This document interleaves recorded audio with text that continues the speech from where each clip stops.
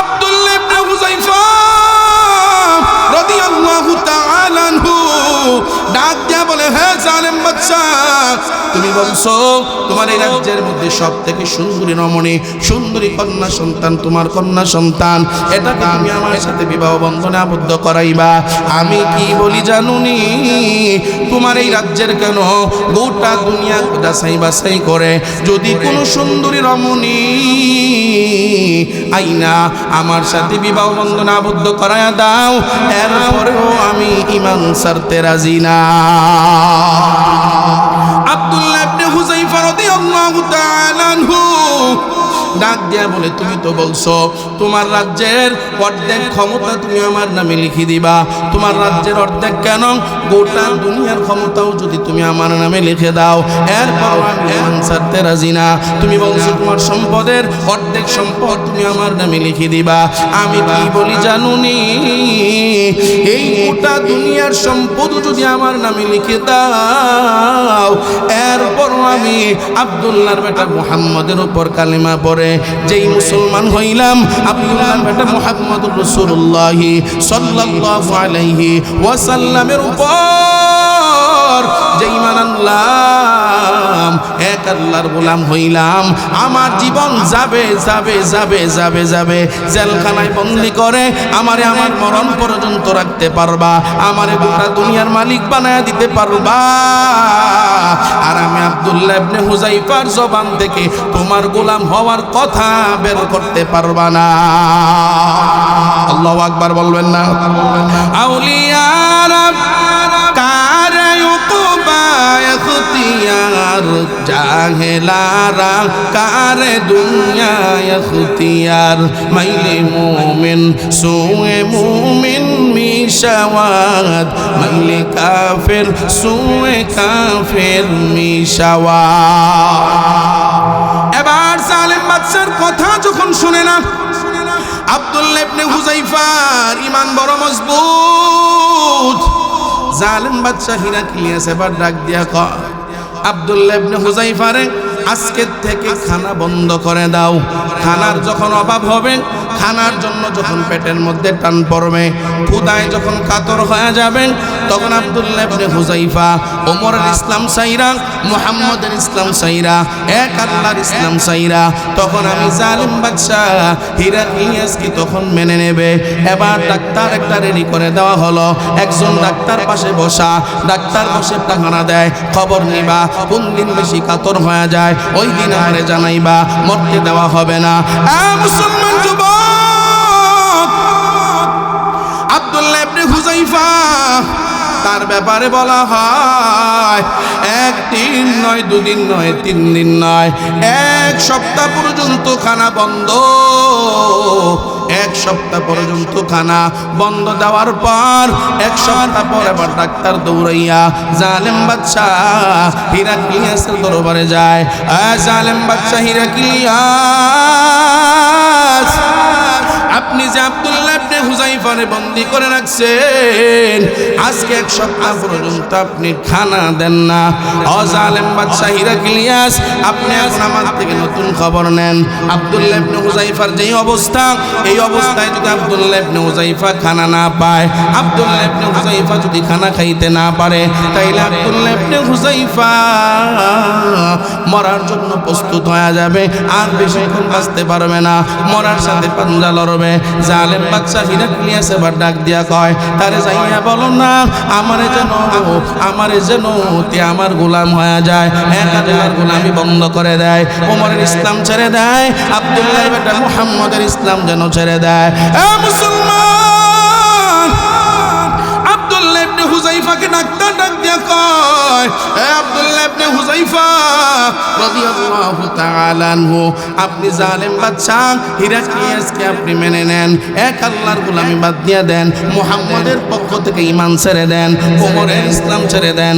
আব্দুল্লাহ ইবনে হুযায়ফা ডাক দিয়া কয়, ডাক্তার সাহেব, আপনি খবরটা জালেম বাদশার কানে পৌঁছায়া দেন, আমি আব্দুল্লাহ ইবনে হুযায়ফা যদি খানা না খাইতে খাইতে আমার মৃত্যু হয়ে যায়, যায় আমার মৃত্যু আমি হাসি মুখে বরণ করে নেব, এরপরও আমি ঈমান ছাড়তে রাজি না। কারণ ঈমানদার কল্লা দিতে রাজি হয়, ঈমানদার রক্ত দিতে রাজি হয়, কারণ ঈমানদার জীবন দিতে প্রস্তুত হয়, এরপরও ঈমানদার ঈমান দিতে রাজি হয় না। কথা কোন ঠিক কিনা? سبحانك لا علم لنا إلا ما علمتنا إنك أنت العليم الحكيم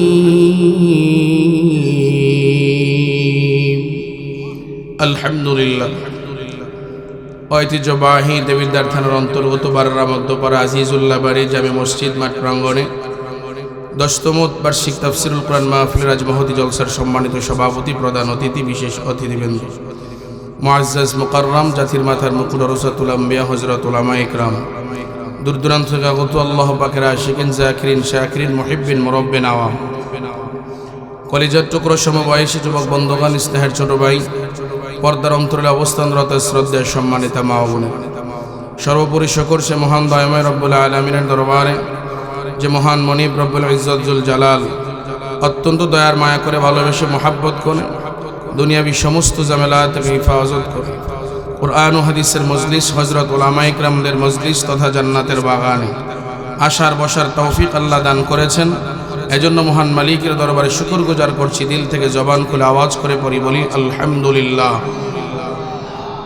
লক্ষ কোটি দরুদ সালাম বিশ্ব মানবতার কান্ডারি সাইয়্যিদুল মুরসালিন, শাফিউল মুজনাবিন, খাতামুন নবিয়্যিন, সাইয়্যিদুস সাকলাইন, ইমামুল মুরসালিন হযরত মুহাম্মদুর রাসূলুল্লাহ সাল্লাল্লাহু আলাইহি ওয়াসাল্লামের উপর আল্লাহ তাবারক ওয়া তাআলার দরবারে হাজারো শুকর যে মহান মনিব রব্বুল ইজ্জত জুল জালাল আমাদের মতো অনেক ভাই অসুস্থ অবস্থায় হাসপাতালে আছেন, ঘরের বিছানায় আছেন।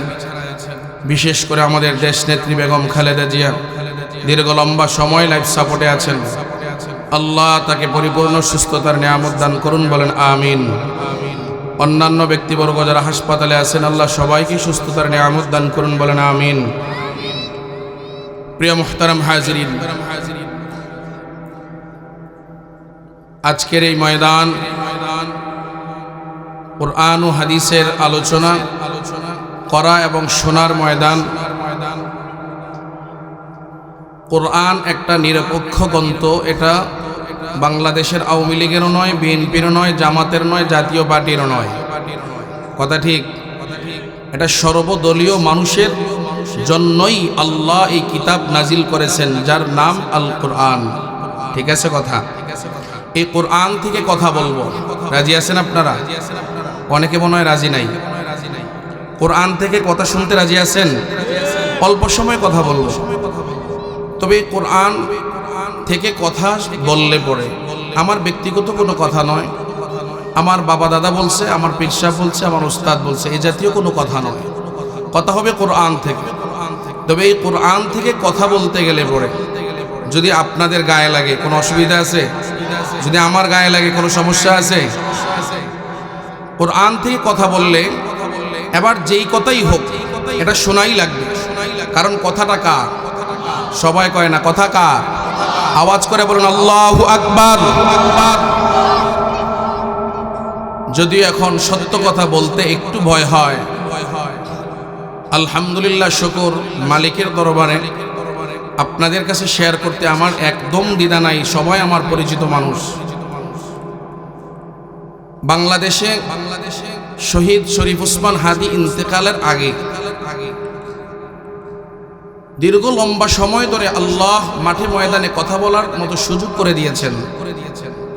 কোনোদিন কখনো কোনো জালেম, অন্যায়কারী, অত্যাচারী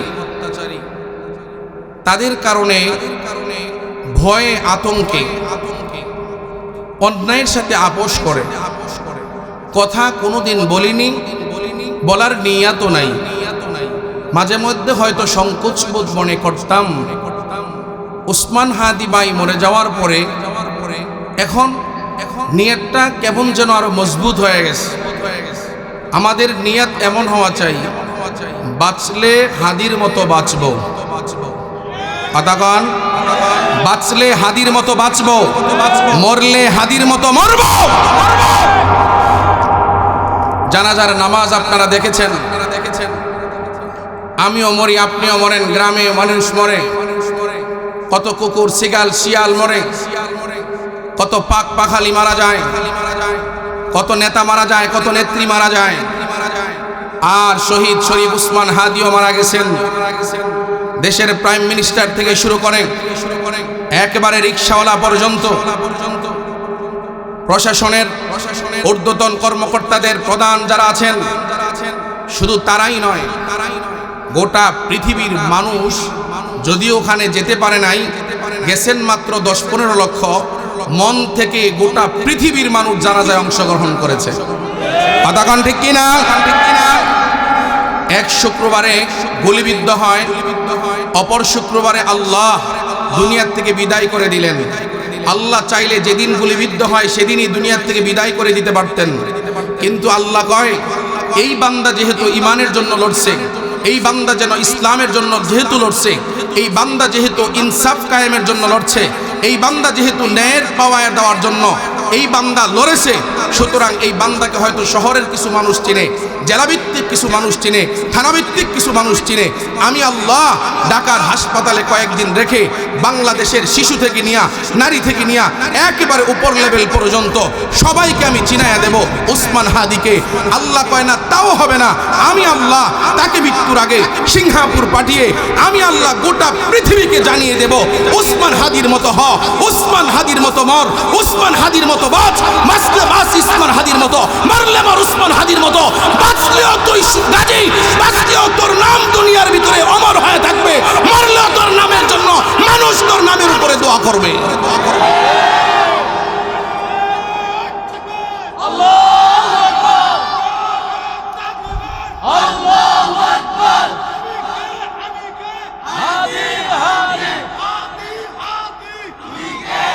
প্রিয় মুসলমান ভাইয়েরা আমার, উসমান হাদি জানাজায় হাজারো লক্ষ লক্ষ মানুষের ঢল। আরে মরবো তো।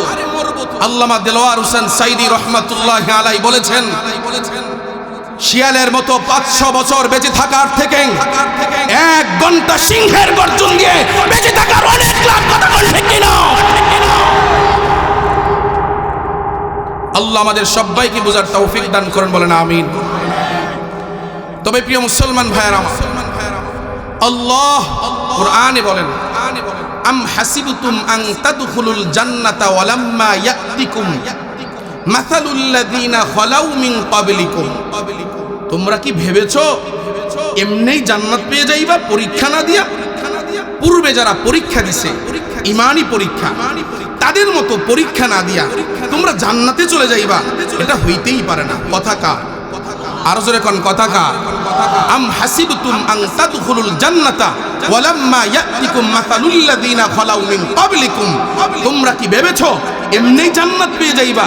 হ্যাঁ, তাসবিহ গনো, হ্যাঁ সিজদা দাও, চা দোকানে বসে আড্ডা দাও, তুমি বড় মুসল্লি, তোমার সামনে অন্যায় হয়, জুলুম হয়, অত্যাচার হয়, নির্যাতন হয়, নিপীড়ন হয়, তোমার সামনে সুদের টাকার জন্য মানুষকে মারে, তোমার সামনে সবজিওয়ালার থেকে চান্দা নেয়, তোমার সামনে সিএনজি থেকে চান্দা নেয়, তোমার সামনে রিক্সার থেকে চান্দা নেয়, তোমার সামনে রিক্সাওয়ালাকে থাপড়ায়, তোমার সামনে টাকা খাইয়া সমাধি বিচার করে, তোমার জবান দ্বারা একটা কথা বের হয় না, তুমি মনে করো তুমি ইমানদার।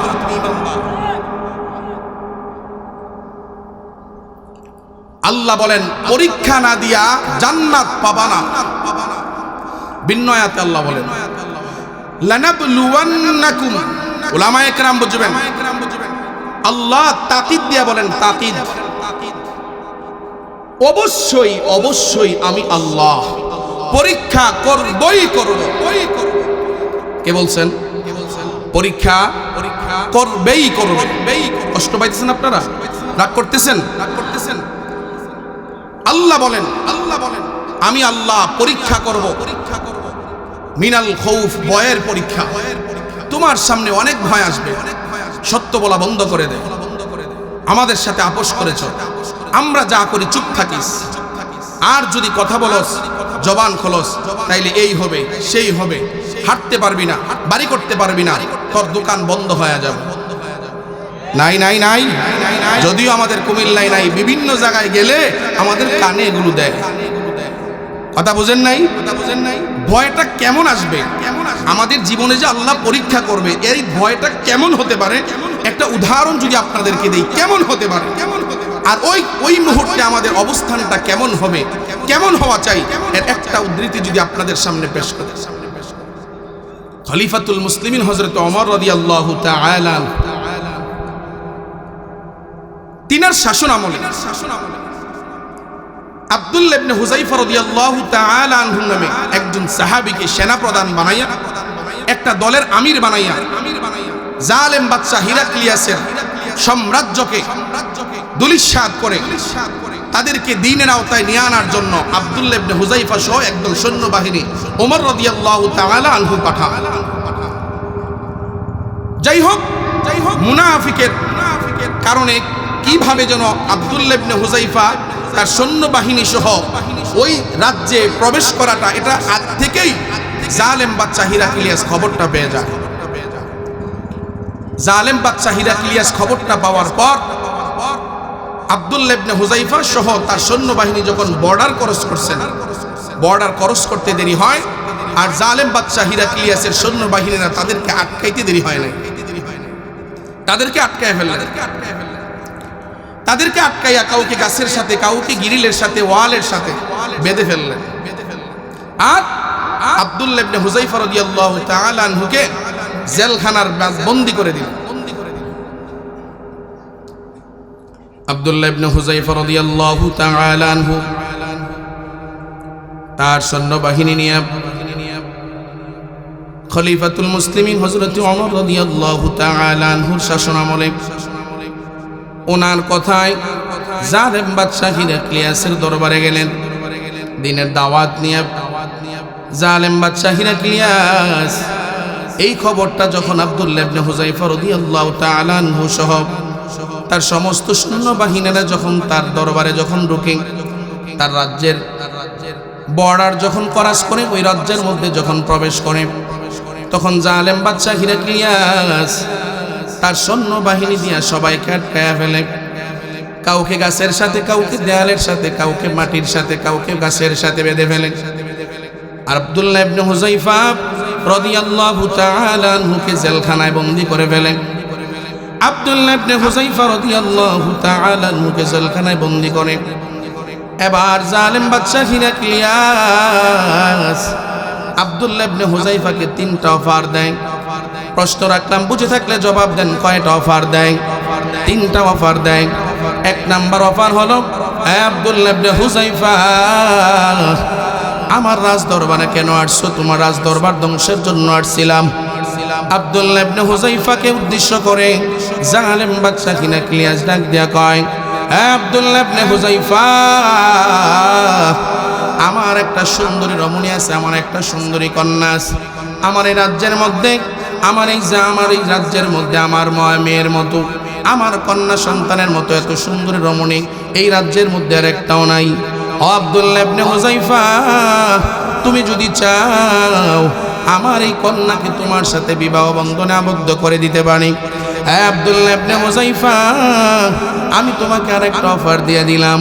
2 নাম্বার অফার হলো, আমার রাজ্যের অর্ধেকটা আমি তোমার নামে লিখে দেব।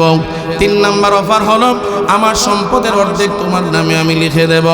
আব্দুল্লাহ ইবনে হুযায়ফাকে ডাক দিয়া বলে, এই 3টা অফার গ্রহণ করে নাও। জালেম বাদশা ডাক দিয়া কয়, আব্দুল্লাহ ও ইবনে হুযায়ফা, এই 3টা অফার তুমি গ্রহণ করে নাও।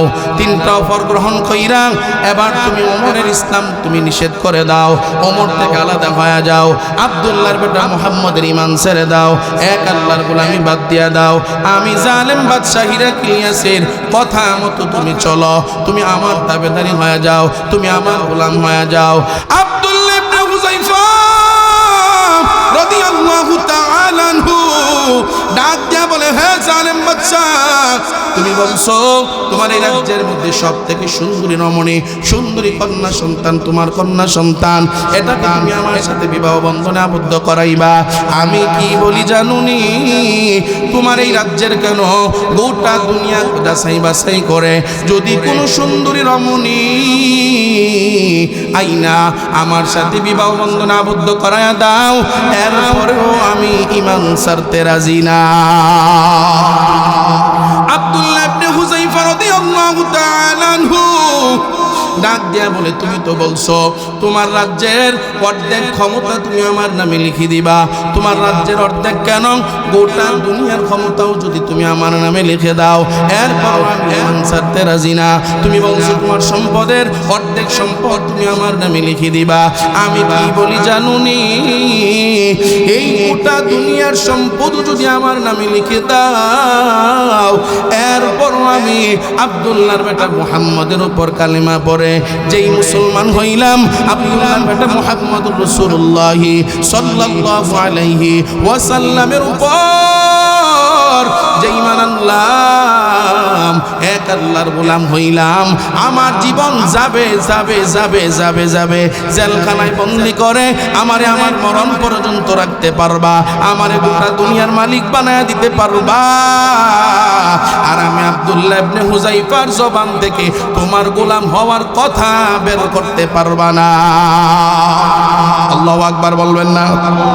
আউলিয়ারা কারে উকুবা ইখতিয়ার, জাহেলারা কারে দুনিয়া ইখতিয়ার, মাইলে মুমিন সুয়ে মুমিন মিশাওয়াত, মাইলে কাফের সুয়ে কাফের মিশাওয়াত। এবার জালেম বাদশার কথা যখন শুনে না, আব্দুল্লাহ ইবনে হুযায়ফার ঈমান বড় মজবুত। জালেম বাদশা হিরাক্লিয়াস এবার ডাক দিয়া কয়, আব্দুল্লাহ ইবনে হুযায়ফারে আজকের থেকে খানা বন্ধ করে দাও। খানার যখন অভাব হবে, খানার জন্য যখন পেটের মধ্যে টান পড়বে, ক্ষুধায় যখন কাতর হয়ে যাবেন, তখন আব্দুল্লাহ ইবনে হুযায়ফা ওমরের ইসলাম সাইরা, মুহাম্মদের ইসলাম সাইরা, এক আল্লাহর ইসলাম সাইরা, তখন আমি জালিম বাদশা হিরাক্লিয়াসকে তখন মেনে নেবে। এবার ডাক্তার একটা রেডি করে দেওয়া হলো, একজন ডাক্তার পাশে বসা, ডাক্তার বসে টাকানা দেয়, খবর নিবা কোন দিন বেশি কাতর হয়ে যায় ওই দিন আমারে জানাইবা, মরতে দেওয়া হবে না। মুসলমান যুবক, আব্দুল্লাহ ইবনে হুযায়ফা তার ব্যাপারে বলা হয় একদিন নয়, দুদিন নয়, 3 দিন নয়, 1 সপ্তাহ পর্যন্ত খানা বন্ধ।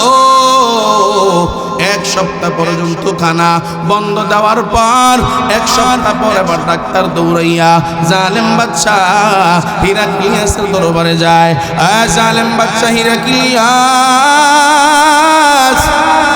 আপনি যে আব্দুল্লাহ ইবনে হুযায়ফারে বন্দী করে রাখছেন, আজকে 1 সপ্তাহ পর্যন্ত আপনি খানা দেন না। ও জালেম বাদশা হিরাক্লিয়াস, আপনি এখন আমার থেকে নতুন খবর নেন। আব্দুল্লাহ ইবনে হুযায়ফার যেই অবস্থা, এই অবস্থায় যদি আব্দুল্লাহ ইবনে হুযায়ফা খানা না পায়, আব্দুল্লাহ ইবনে হুযায়ফা যদি খানা খাইতে না পারে, তাইলে আব্দুল্লাহ ইবনে হুযায়ফা মরার জন্য প্রস্তুত হয়ে যাবে, আর বেশিক্ষণ বাঁচতে পারবে না, মরার সাথে পাঞ্জা লড়বে। জালেম বাদশা হিরাক্লিয়াস এবার ডাক দিয়া কয়, তারে যাইয়া বলো না আমারে যেন আমার গোলাম হয়ে যায়, এক আল্লাহর গোলামি বন্ধ করে দেয়, ওমরের ইসলাম ছেড়ে দেয়, আব্দুল্লাহ বেটা মুহাম্মদের ইসলাম যেন ছেড়ে দেয়। মুসলমান, আব্দুল্লাহ ইবনে হুযায়ফাকে ডাক্তার ডাক দিয়া কয়, আব্দুল্লাহ ইবনে হুযায়ফা রাদিয়াল্লাহু তাআলা আনহু, আপনি জালেম বাদশা হিরাক্লিয়াসকে আপনি মেনে নেন, এক আল্লাহর গোলামি বাদ দিয়ে দেন, মুহাম্মদের পক্ষ থেকে ঈমান ছেড়ে দেন, ওমরের ইসলাম ছেড়ে দেন। আব্দুল্লাহ ইবনে হুযায়ফা ডাক দিয়া কয়, ডাক্তার সাহেব আপনি খবরটা জালেম বাদশার কানে পৌঁছায়া দেন, আমি আব্দুল্লাহ ইবনে হুযায়ফা যদি খানা না খাইতে খাইতে আমার মৃত্যু হয়ে যায়, আমার মৃত্যু আমি হাসি মুখে বরণ করে নেব, এরপরও আমি ঈমান ছাড়তে রাজি না। কারণ ঈমানদার কল্লা দিতে রাজি হয়, ঈমানদার রক্ত দিতে রাজি হয়, ইমানদার জীবন দিতে প্রস্তুত হয়, এরপরও ইমানদার ইমান দিতে রাজি হয় না। কথা কোন ঠিক কিনা? এরা মুসলমান ভাইয়েরা আমার, আমরাও কেমন সিদ্ধান্ত নিতে পারি? মুসলমান ইমানের উপর যদি এমন আঘাত আসে, মুসলমান ইমান টিকায় রাখতে গিয়া হাদির মতো আমরা যদি এমন হইতে পারি, বাঁচলে যদি হাদির মতো বাঁচতে পারি, মরলে যদি হাদির মতো হইতে চাই, আমাদের সামনেও যদি এমন পরীক্ষা আসে, ওই পরীক্ষা দিতে গিয়া যদি আমার হামলা খাইতে হয়, যদি আমার মামলা খাইতে হয়, যদি আমার জেলে যাইতে হয়, এলাকার মানুষ যদি আমার বিপক্ষে চলে যায়, এলাকার মানুষ যদি আমারে মারতে আসে, আমার যদি রক্ত দিতে হয়, আমার যদি জীবন দিতে হয়, এরপরেও এক আল্লাহর গোলামি নবী মুহাম্মদ রাসূলুল্লাহ সাল্লাল্লাহু আলাইহি ওয়াসাল্লামের উপর থেকে ঈমান ছাড়ব না। কারা কারা দুইটা হাত আমার মাওলারে দেখায়া দাও। নারায়ে তাকবীর, নারায়ে তাকবীর। আল কোরআনের আলম, আল হাদিসের আলম, নারায়ে তাকবীর। আব্দুল্লাহ ইবনে হুযায়ফা কি জবাব দেয়? এক সপ্তাহ ধরে না খাওয়া। কয় সপ্তাহ? আরো জোরে কোন? কয় সপ্তাহ? এক সপ্তাহ ধরে না খাওয়া। এরপরেও কয় জীবন চলে যাবে, খানা না দিতে পারে, এরপরও আমি ঈমান ছাড়তে রাজি না। আল্লাহু আকবার, আল্লাহু আকবার। তার মহোদয় জালেম বাদশারে ডাক দেয়া কয়, হে জালেম বাদশা। আব্দুল্লাহ ইবনে হুযায়ফা এই উত্তর দিল, তাই বলে হ্যাঁ। এত ঈমান কই পায়? পেটে খিদা, পেটে ক্ষুধা, শরীর কাতর হয়ে যায়, এত ঈমান কই পায়? এবার জালেম বাদশা ডাক দিয়া কয়, তার জন্য দুইটা খানা রেডি করো, দুইটা খানা। প্রশ্ন রাখলাম, জবাব চাই, কয় খানা? আরো জোরে কোন? কয় খানা? এক নাম্বার জালেম বাদশা ডাক দিয়া কয়, তার জন্য এক নাম্বার খানা হলো মদ, দুই নাম্বার খানা হলো শুকরের গোশত।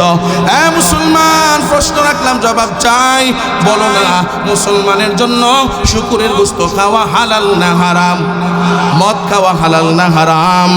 এবার এই দুই হারাম খানা নিয়ে আব্দুল্লাহ ইবনে হুযায়ফার জেলখানায় যখন বেরির নিচে দিয়া আব্দুল্লাহ ইবনে হুযায়ফার সামনে উপস্থাপন করা হয়, আব্দুল্লাহ ইবনে হুযায়ফাকে ডাক দিয়া বলে, ডাক্তার সাহেব, খানা যে দিলেন, এই খানা কি খানা? ডাক্তার সাহেব ডাক দিয়া কয়, আপনার জন্য দুই রকমের খানা বরাদ্দ হয়। দুই রকমের মধ্যে এক নাম্বার হলো, এক নাম্বার শুকরের গোশত, দুই নাম্বার হলো মদ। এই দুই রকমের খানা আপনি খাইতে হবে। আব্দুল্লাহ ইবনে হুযায়ফা ডাক দিয়া কয়, ডাক্তার মহোদয়, শুকরের গোশত খাওয়া মুসলমানের জন্য হারাম, মদ খাওয়া মুসলমানের জন্য হারাম। আমার জীবন চলে যাবে না খাইয়া, যদি আমার জীবনও চলে যায়, এরপরেও আমি এই শুকরের গোশত আর হইল মদ, এই দুই হারাম খাবার আমি কোনোদিন না খাইয়া মরে গেলেও আমি এই খাবার, হারাম খাবার আমার পেটের মধ্যে ঢুকাবো না। একবার কি জোরে জোরে চিল্লায়া বলা যায় আল্লাহু আকবার? আব্দুল্লাহ ইবনে হুযায়ফা এক সপ্তাহ ধরে না খাওয়া মরে যাবে। এই মুহূর্তে খাবার পাইছে মদ আর শুকরের গোশত। আরে মুসলমান, এই মুহূর্তে ডাক দিয়া কয়, মরে যাব, এরপরও হারাম খাইব না।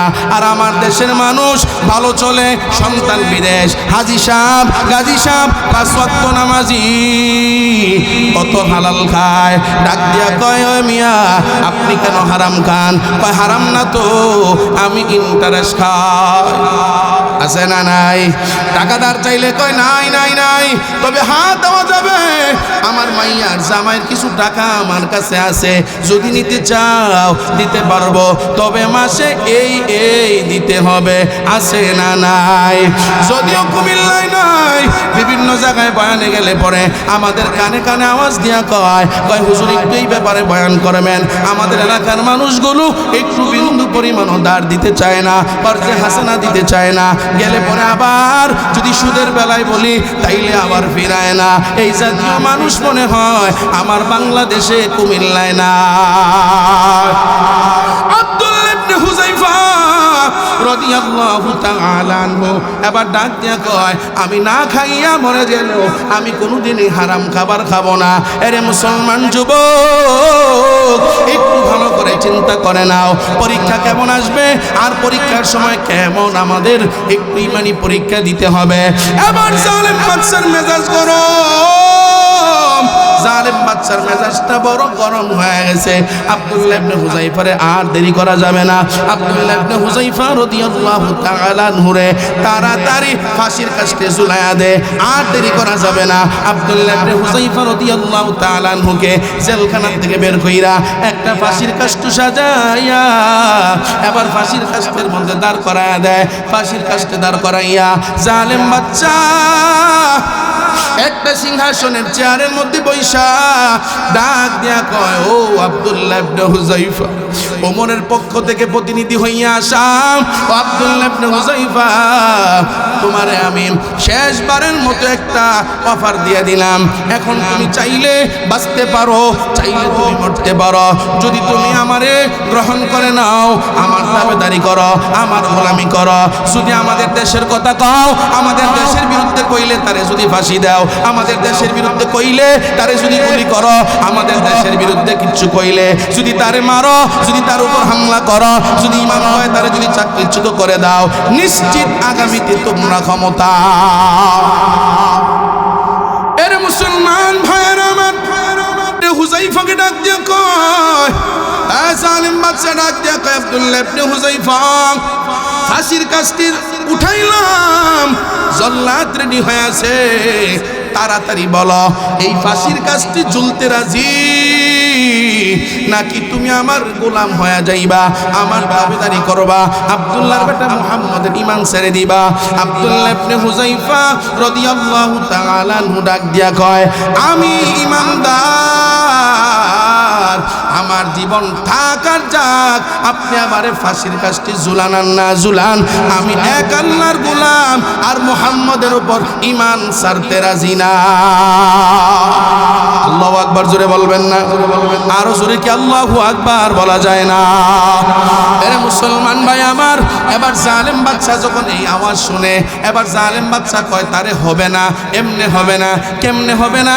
কয় তার সামনে শাস্তি দিয়া কাউকে মারতে হবে, যদি শাস্তি দিয়া মারি তাইলে তার চোখের সামনে দেখলে তার একটু নরম হয়ে যাবে, দিল নরম হয়ে যাবে, একটু ভয় পেয়ে যাবে।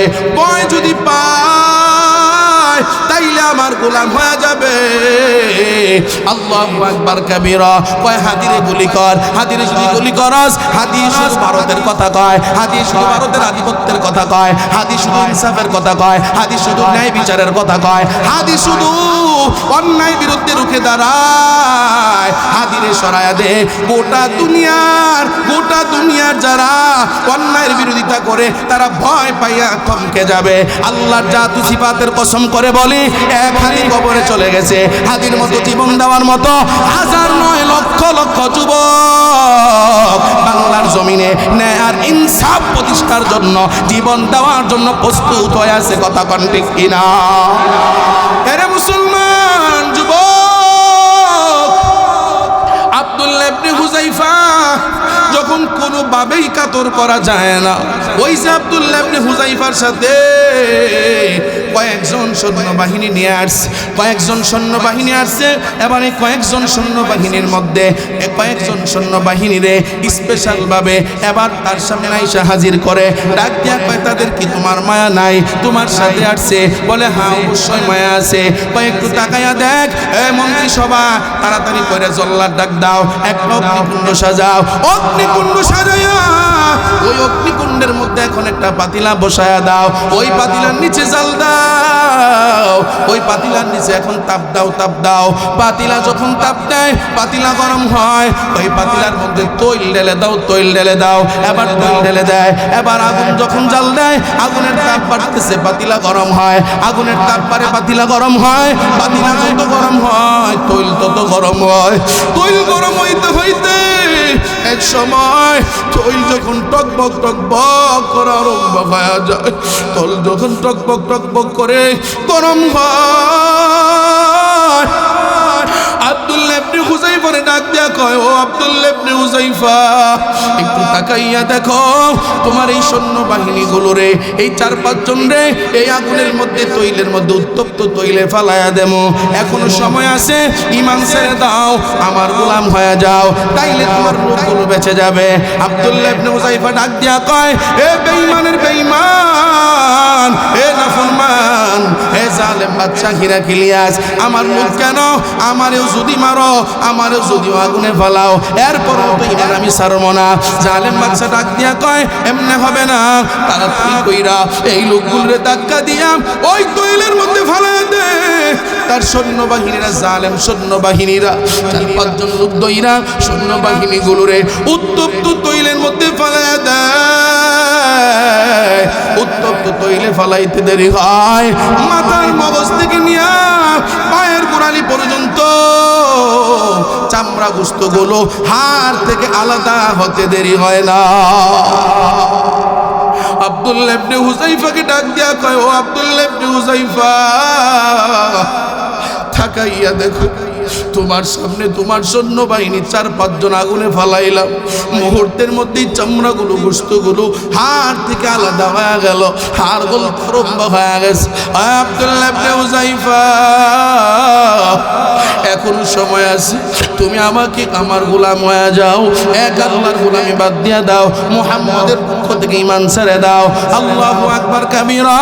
আব্দুল্লাহ ইবনে হুযায়ফা রাদিয়াল্লাহু তাআলা নু ডাক দিয়া কয়, এ জালেম বাদশা, একের পরে কফার, একের পরে কফার, একের পরে কফার, না খাওয়াইয়া রাখলি, জেলখানায় বন্দি করে রাখলি, ফাঁসির কাস্টে দাঁড় করে রাখলি, আগুনে আমার সৈন্যবাহিনী ফালাইয়া দিলি।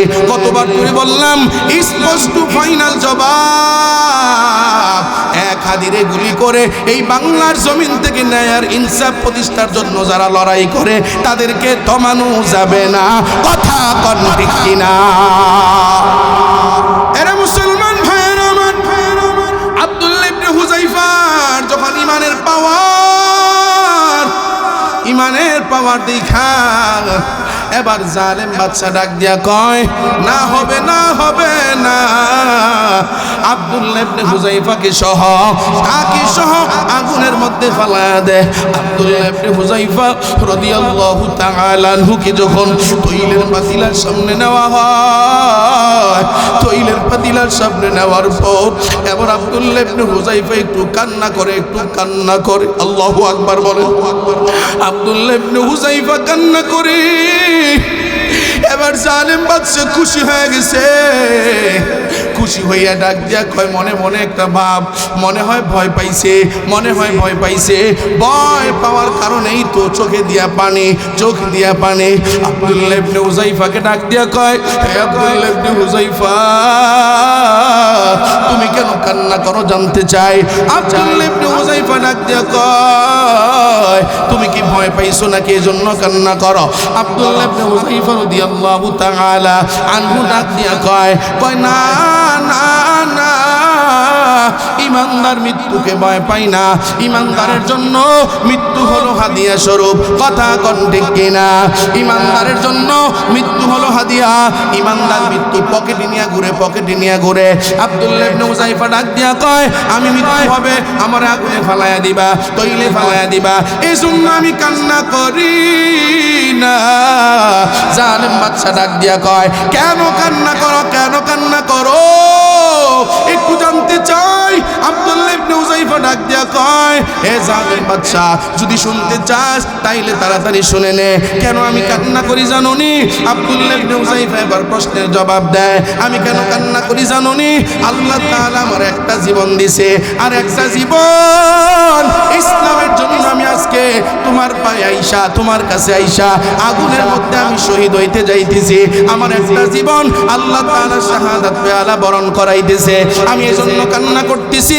আমার মালিক যদি আমার একটা জীবন না দিয়া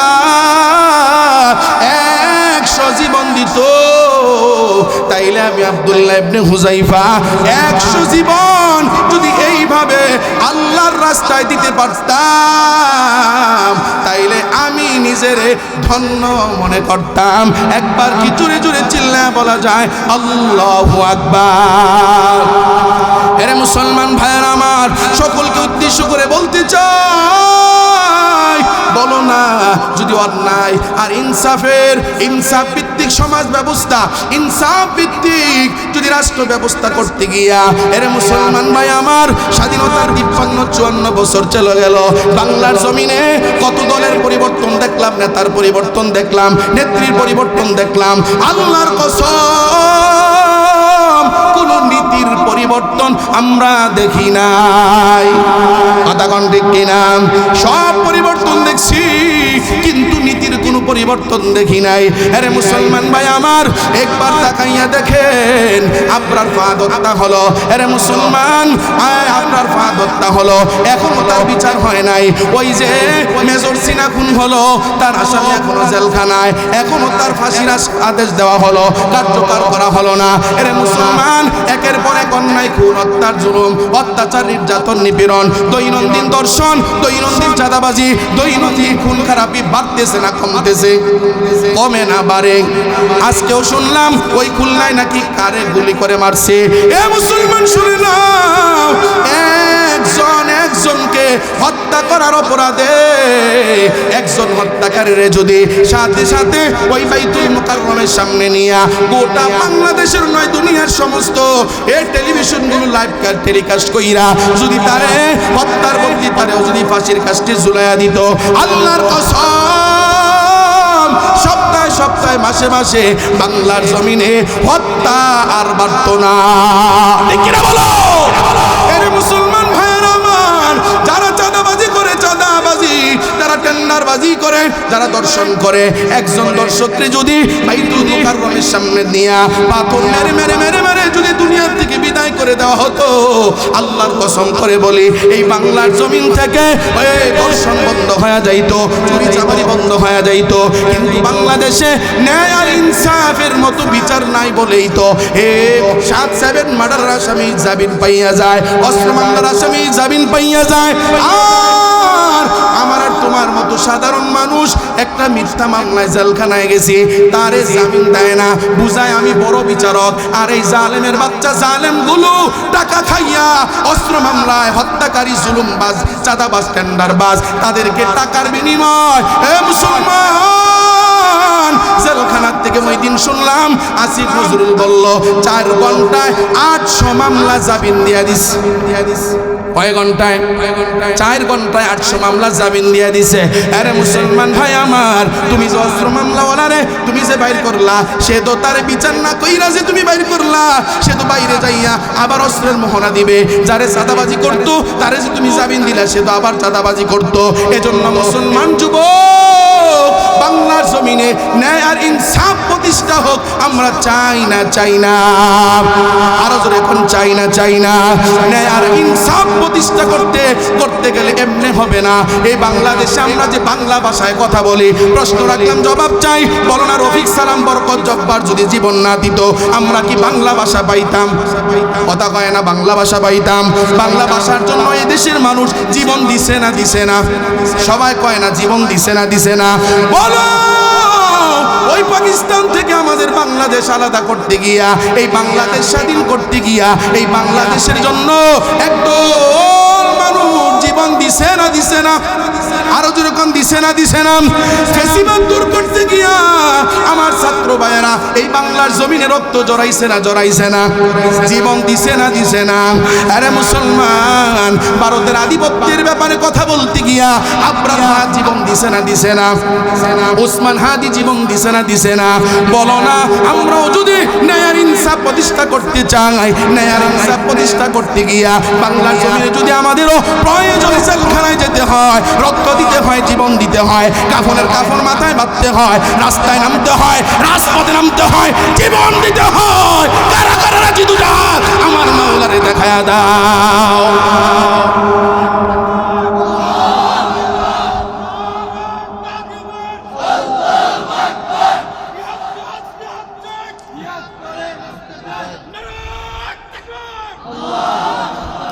লড়াইয়ের ওই ময়দানেতে যেতে তোমাকে হবে, প্রয়োজনে সব রক্তটুকু জমিনেই ঢেলে দেবে। লড়াইয়ের ওই ময়দানেতে যেতে তোমাকে হবে,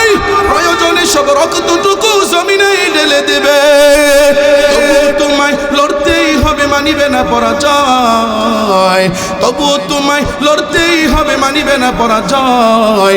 বিপ্লব মানে জীবন দেয়া, বসে থাকা নয়, সে কোনোদিন আসবে না রে করহ যদি বা। ঠিক কিনা বলো? বিপ্লব মানে জীবন দেয়া, বসে থাকা নয়, সে কোনোদিন আসবে না রে করহ যদি বাই। আসবে বিজয় রক্ত আর জীবনের বিনিময়, আসবে বিজয় রক্ত আর জীবনের বিনিময়। বিপ্লব মানে জীবন দেয়া, বসে থাকা নয়, সে কোনোদিন আসবে না রে করহ যদি বাই।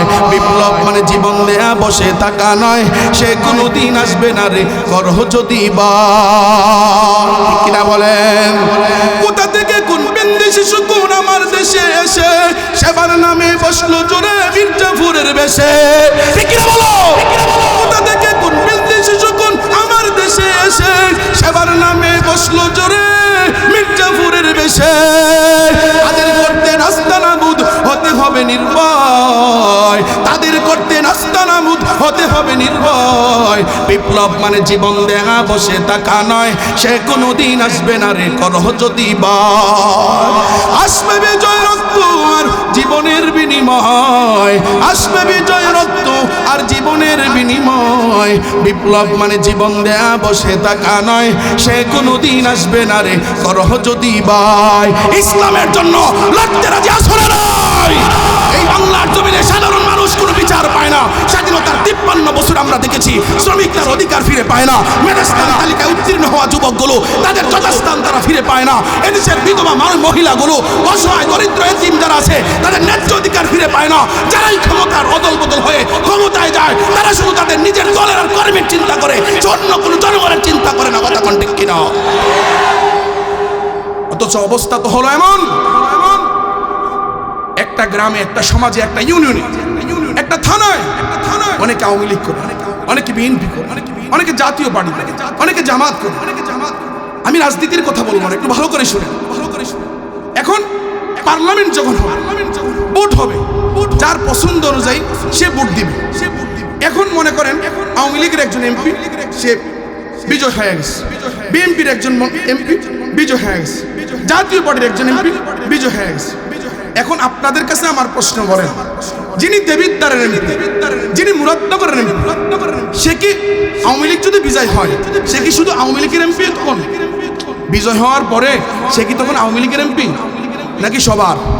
কথা কয় না। এক দলের না সব দলের? ইলেকশন হওয়ার আগ পর্যন্ত পছন্দ করার মতো লোক থাকতে পারে, কিন্তু বিজয় হওয়ার পরে একজন চেয়ারম্যান সব দলের চেয়ারম্যান। ঠিক কিনা বলেন? বিএনপি যদি হয় সব দলের চেয়ারম্যান, সব দলের এমপি, সব দলের মেম্বার। কিন্তু আমার অবস্থাটা হলো এমন, যখন আমরা বিজয় হই তখন হওয়ার পরে শুধু আমার দলের, আমার কর্মী আর বাকি যারা আছে তাদের ব্যবসা বাণিজ্য বন্ধ করে দাও। তাদের সব, গতকালকে একজনের কথা হয়েছে, হুজুর হঠাৎ করে সরকার চলে যাওয়ার কারণে আমার ব্যবসা লাঠি উঠে গেছে। কেন? কারণ কি এমন হবে কেন? এদেশের মানুষ ব্যবসা করবে, চাকরি করবে, এদেশের মানুষ কৃষিকাজ করবে, গাড়ি চালাবে। আমার দলের হলে, আমার যদি ক্ষমতায় থাকি, আমাদের দলওয়ালারা তারা কাজ করবে, ব্যবসা করবে, চাকরি করবে। আর বাকিওয়ালারা যদি করতে হয় তাইলে আমাদের চান্দা দিতে হবে। কথা কয় না? দেশ কেমন হওয়ার কথা বলেন? আরে হোক না একজন এমপি, হয় যে কোনো দলের একজন এমপি হওয়ার পরে সর্বদলীয় মানুষের ন্যায় আর ইনসাফ এবং অধিকার সবাইকে দেয়, তাইলে তোমার আগামী বছর তোরই মানুষ এমপি বানাবে।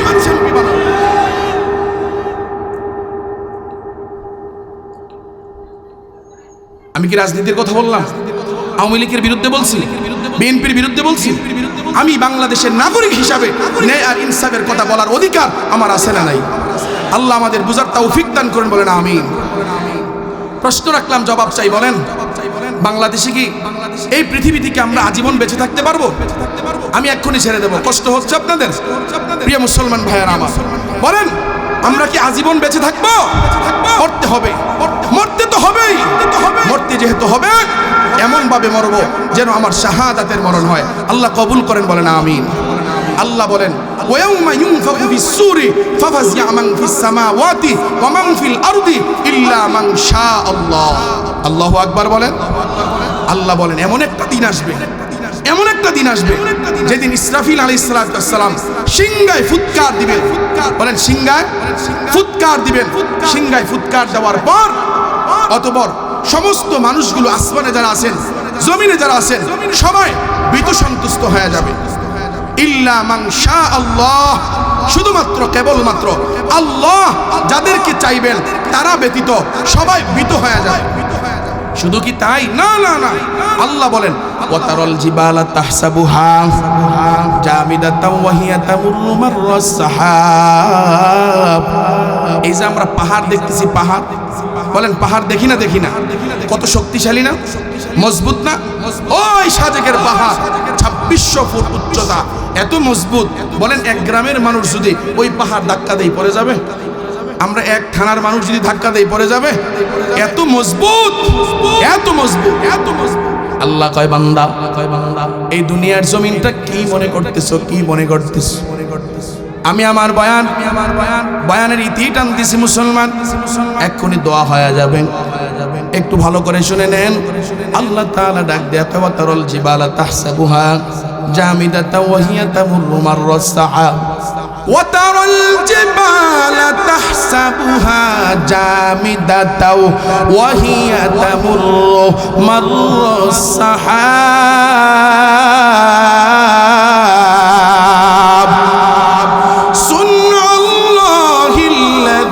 أتقن كل شيء إنه خبير بما تفعلون।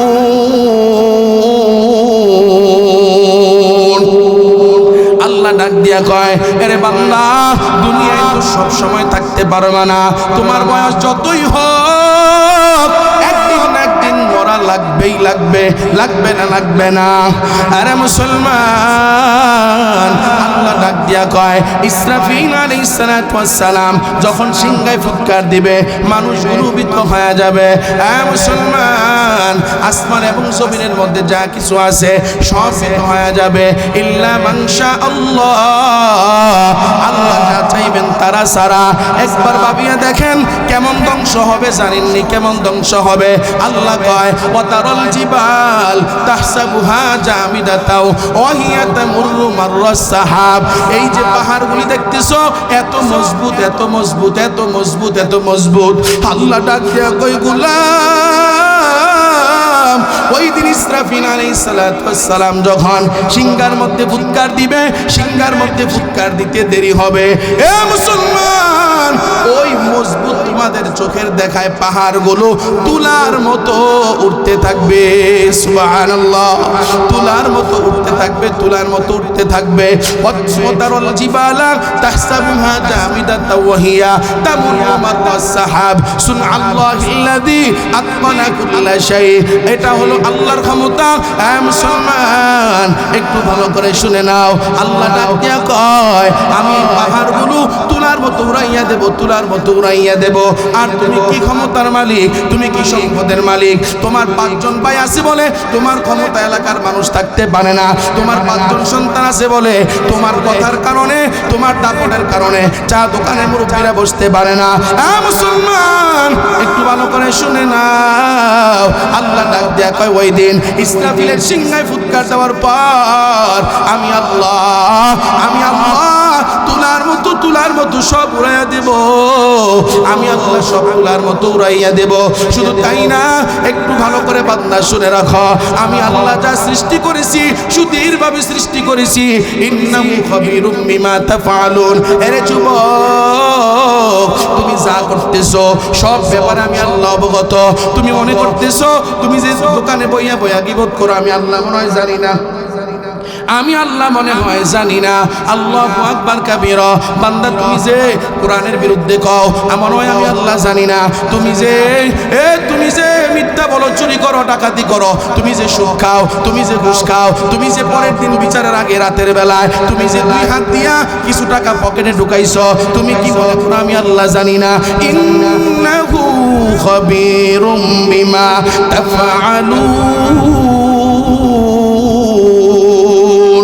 আল্লাহ ডাক দিয়া কয় বান্দা তুমি যা করো, যা করো সব বিষয় আমি আল্লাহ জানি।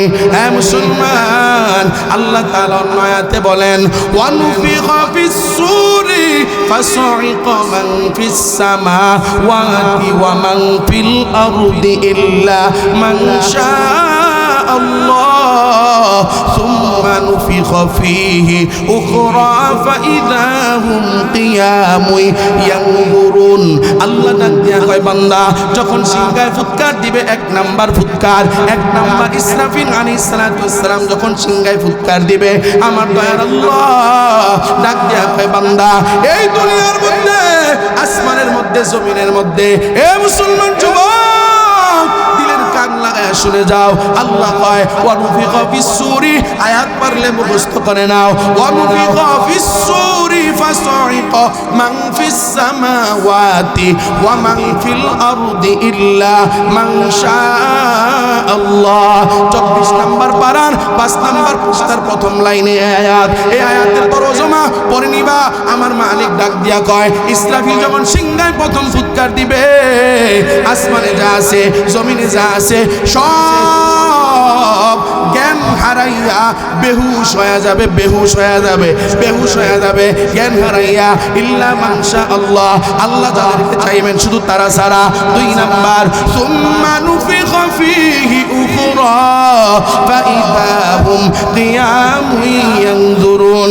আল্লাহ ডাক দিয়া কয় গোলাম, এ গোলাম, দ্বিতীয়বার যখন আল্লাহ বলেন ডাক দিয়া ইসরাফিল যখন দ্বিতীয়বার ফুৎকার দিবে, এবার মুফাসসিরিনে কেরামগণ বলেন 1 নাম্বার ফুৎকার থেকে 2 নাম্বারের ফুৎকারের দূরত্ব কত হবে?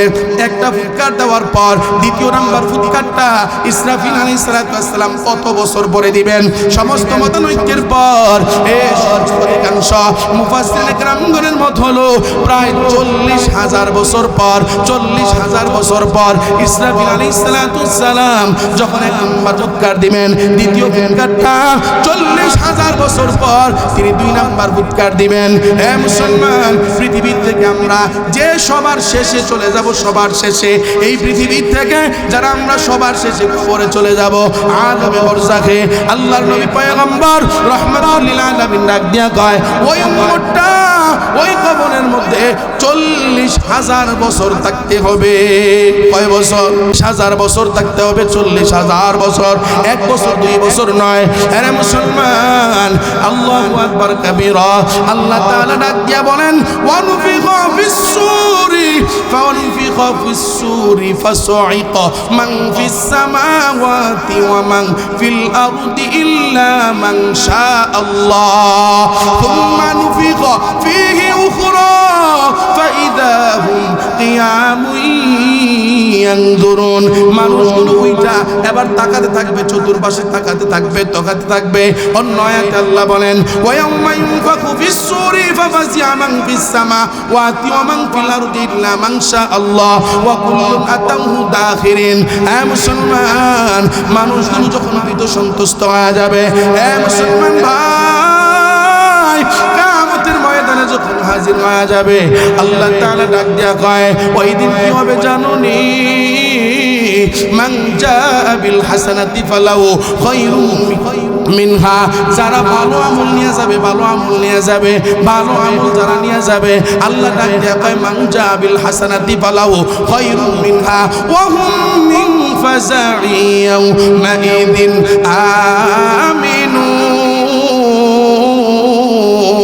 আমিনুন। আল্লাহ ডাক দিয়া কয় বান্দা ওই দিন যারা ভালো আমল নিয়ে আমি আল্লাহর দরবারে আসবে, আমি আল্লাহ ওই দিন তাদেরকে উত্তম প্রতিদান দেব। আর ভীত সন্ত্রস্ত কর থেকে আমি আল্লাহ ওই বান্দারে আমি আল্লাহ নিরাপদে রাখবো। ওয়ামান জাআ বিস-সাইয়্যাতি ফাকুব্বাত উজুহুহুম ফিন-নার।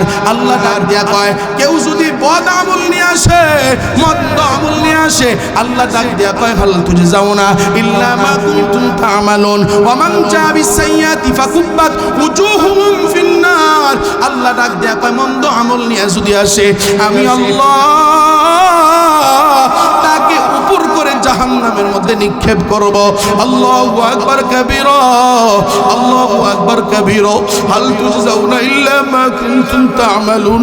আল্লাহ ডাক দিয়া বলবে, এটা তোমার আমলের প্রতিদান, মন্দ আমলের প্রতিদান, যা তুমি করে আসো, দোয়া করে আসো, যেই মন্দ কাজ করছো এই মন্দ কাজের প্রতিদান আজ তুমি পাইলা। এর এলাকার যুবক, ভালো করলে ভালো পাবো, মন্দ করলে মন্দ পাবো। যদি আমি অন্যায়কারী হই, দুনিয়ায় যদি আমি শাস্তি না পাই, কোন না কোন কারণে, সম্পদের কারণে, জনবলের কারণে, ক্ষমতার গরমে, আল্লাহর কসম, আল্লাহর আদালতে, ফামান ইয়ামাল মিসকালা যাররাতিন খায়রান ইয়ারা ওয়া মান ইয়ামাল মিসকালা যাররাতিন শাররান ইয়ারা।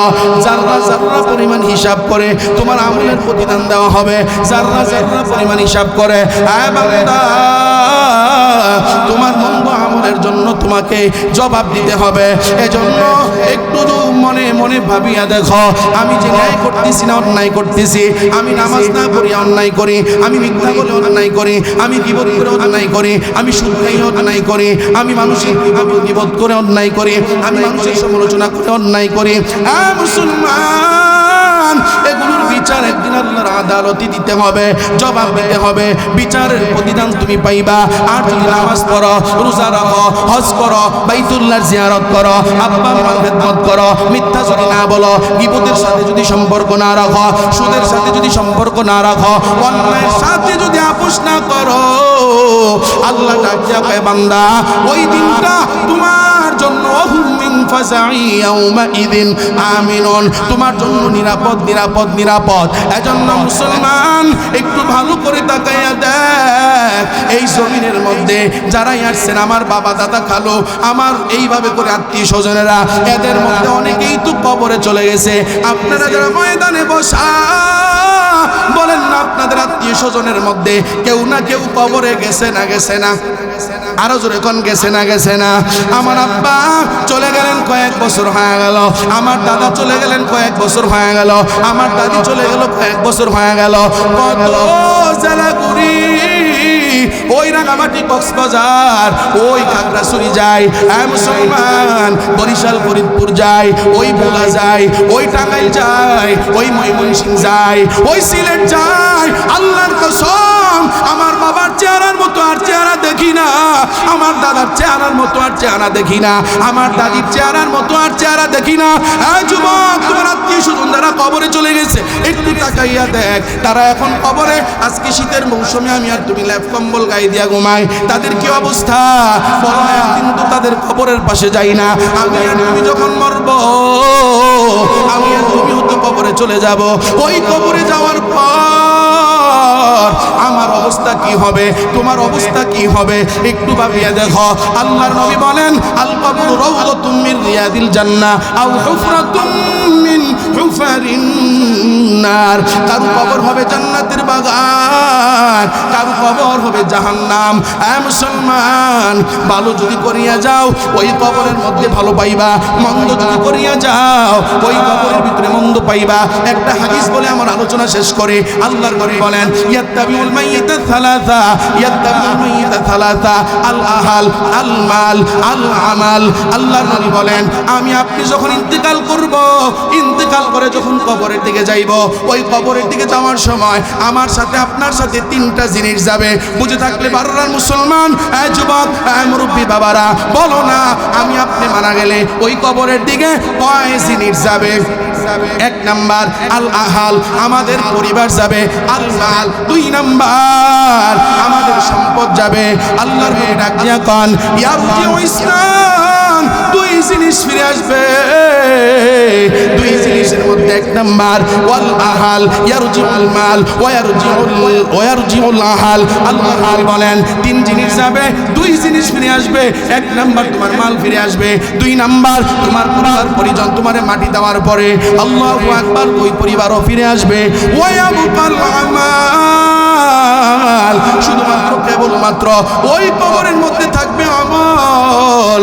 আমল নিয়ে যদি কবরে না যেতে পারো, এই দুনিয়ার সম্পদ, আহাল পরিবার কেউ আমার আর তোমার কাছে আসবে না। ওই কবরে যেতে হবে আমল নিয়া, আমল নিয়া। আমাল সে বনতি হ্যায় ই জান্নাত বি জাহান্নাম, আমাল সে বনতি হ্যায় ই জান্নাত বি জাহান্নাম। এ খাকে ফিতরত মে না নারি হায় না নূরি, এ খাকে ফিতরত মে না নারি হায় না নূরি। আমল নিয়া যদি কবরে যেতে পারো ওই কবর হবে জান্নাতের বাগান। আর যদি আমল না নিয়ে কবরে যাও তাইলে কবর হবে জাহান্নামের বাগান। এবার সিদ্ধান্ত তোমাদের। এ যুবক ভাই, এখনো এক তো 5 ওয়াক্তের ভিতরে 1 ওয়াক্ত পড়ি না। আমি তোমাদের বলি, যারা 5 ওয়াক্তের 1 ওয়াক্ত পড়ো না, আজকে থেকে অভ্যাস করো। হুজুর আমি ধৈরেই তো 5 ওয়াক্ত পড়তে পারবো না, 3 ওয়াক্ত পর 3 ওয়াক্ত পারবো না, 2 ওয়াক্ত পর 2 ওয়াক্ত পারবো না, 1 ওয়াক্ত পর একদিন 1 ওয়াক্ত কইরা 1 সপ্তাহ পরে 2 ওয়াক্ত বাড়া, এরপরে আবার 3 ওয়াক্ত বাড়া। 1 ওয়াক্ত পড়তে পড়তে পড়তে পড়তে অভ্যস্ত হইয়া 5 ওয়াক্ত নামাজি হইবা। আব্বা আম্মার সেবা করবা, আব্বা আম্মার সাথে খারাপ আচরণ করবা না। ন্যায় আর ইনসাফ প্রতিষ্ঠার লক্ষ্যে সমাজ এবং রাষ্ট্র কায়েমের জন্য তাদের সহযোগী হইবা। নিজে অন্যায় করবো না, অন্যায়ের সাথে আপোষ করবো না। কারা কারা রাজি? 2টা হাত আমার মাওলারে দেখায়া দাও। নারাই তাকবীর।